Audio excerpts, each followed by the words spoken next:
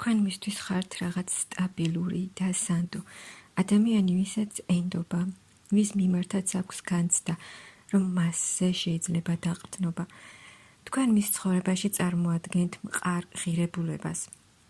მისთვის ხართ ადამიანი, რომელიც მშვიდი ძალით მოქმედებს მასზე.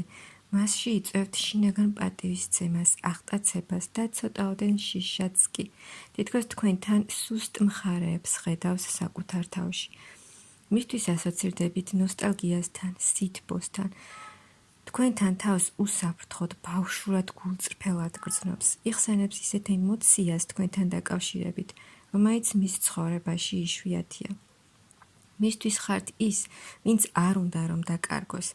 ამავე დროს შესაძლოა ცოტათი იჭერს ამ გრძნობას და არ უშვებს თავისუფლად, თავისთვის ინახავს.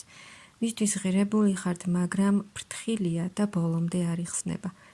ქვეცნობიერად მის ცხოვრებაში ხართ ახალი ენერგიის წყარო, შთაგონება, სურვილი, ნაპერწკალი. შეიძლება ეს ჯერ სიტყვებში და ქმედებებში არ ჩანს, მაგრამ მის შიგნით ასეა.